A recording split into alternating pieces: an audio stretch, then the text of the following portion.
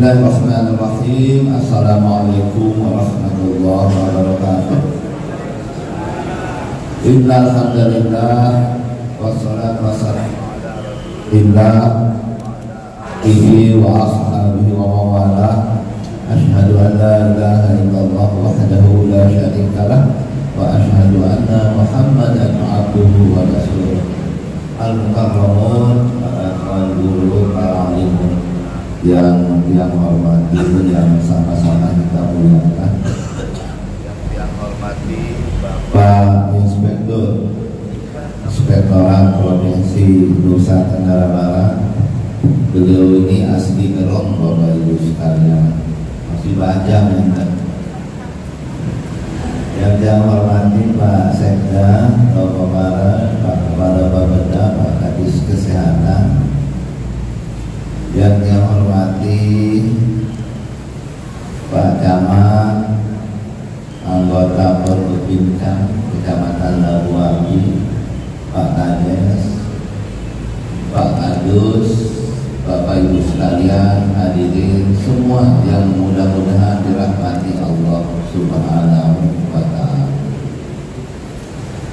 Izin Bapak Ibu sekalian, waktu Pak Kades Ustaz Maksud datang ke rumah melapor untuk rencana lembaga umat ta'awun ini, langsung surprise. Alhamdulillah ada inisiatif dari masyarakat untuk bisa secara mandiri bergotong royong, saling bantu membantu ketika satu di antara anggota masyarakatnya tertimpa oleh musibah. Lembaga semacam ini, kegiatan semacam ini sangat penting Bapak Ibu sekalian. Tidak hanya dalam konteks saling membantu tadi, tidak hanya itu, tetapi insya Allah akan mendatangkan keberkahan dari Allah Subhanahu wa ta'ala, karena di dalamnya ada unsur itu, unsur saling tolong menolong dan unsur untuk menutup pintu. Tidak ada jalan bagi siapapun kalau ada lembaga semacam ini dalam memberikan sesuatu itu bisa pamer, bisa lihat. Demikian pula bagi masyarakat kita yang tidak mampu. Tidak ada pintu untuk malu menerima bantuan dari lembaga semacam ini. Tadi misalnya kuning kita, Bapak Ibu sekalian, janganlah kita bersedekah memberikan sesuatu diikuti dengan mandi wal adha misalnya. Ini tertutup pintu untuk alman wal adha itu bagi yang menyumbang, tertutup pintu untuk sombong, untuk berbangga, untuk selalu menyebut. Bagi yang menerima tertutup pintu untuk merasa dihinakan, karena basisnya adalah gotong royong, karena basisnya adalah keikhlasan, kerelaan. Itu Bapak Ibu sekalian. Kemudian waktu beliau melapor, yang nanya berapa iurannya, disampaikan oleh beliau 3.000 per jiwa.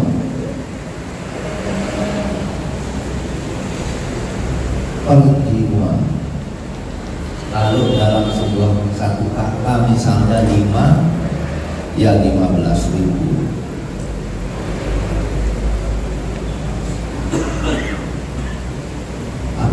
Dia tanya kembali, apakah sudah dihitung? Jangan-jangan nanti baru jalan 6 bulan duitnya habis,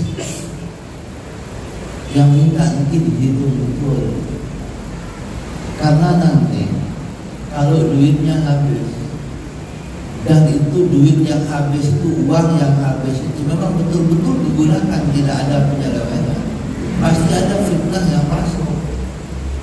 Padahal uang yang habis itu memang betul-betul karena banyak yang sakit, banyak yang meninggal diberikan santunan, nanti akan menimbulkan fitnah yang ini.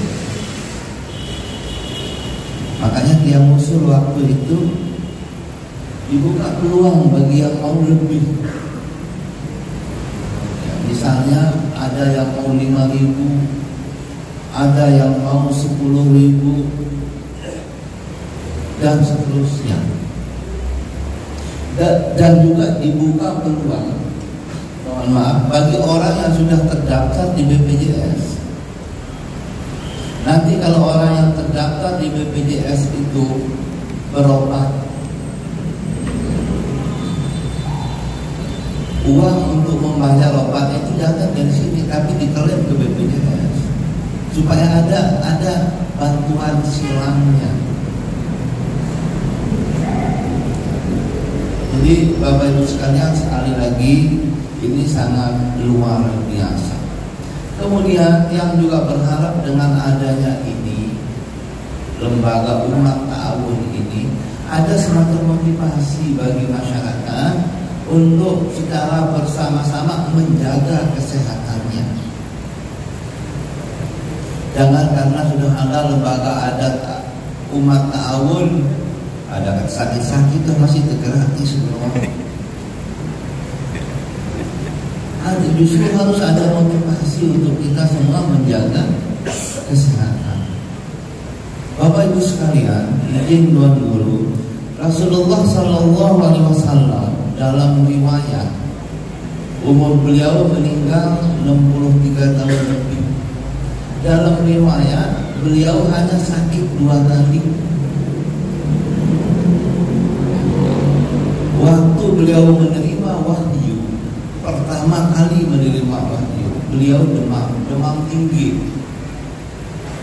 karena tekanan berat yang beliau terima. Kalau ini bisa kita bayangkan, mungkin kita bukan sakit lagi, mungkin kita mati izin guru. Kalau menerima wahyu pertama kali saking tertekannya. Di sana Rasulullah demam tinggi. Yang kedua waktu beliau mau meninggal, hanya 2 kali. Bapak Ibu sekalian, Rasulullah Sallallahu Alaihi Wasallam sakit 2 kali selama beliau hidup, bukan semata-mata karena beliau Rasulullah, bukan. Kenapa? Tapi beliau pola hidupnya sehat. Rajin gosok gigi, makanya di hadis pakai siwak, izinkan mengguru bahkan setiap mau sholat. Jaga kebersihan, pola makan beliau, cara beliau tidur, olahraga dan seterusnya.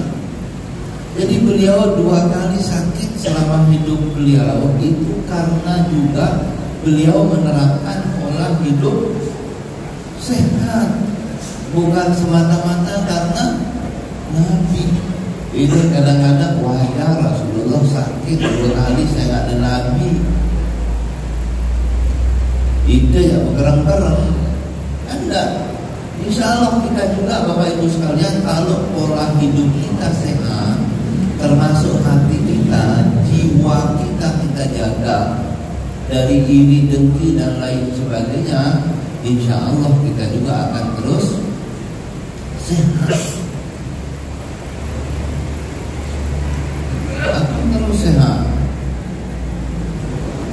Karena itu sekali lagi yang ajak logo, ada juga motivasi dari dana umat ta'awun ini untuk kita semua menjaga kesehatan kita, kebersihan kita. Kita kadang-kadang mohon maaf kebersihan diri kita sangat kurang, padahal itu sumber penyakit. Yang tadi sampaikan izin tuan guru, najis, bersih dari najis itu syarat syah sholat, lebih tinggi nilainya dari rukun. Bersih dari najis itu sama nilainya dengan wudu sebagai syarat sah sholat. Sumber najis adalah toilet.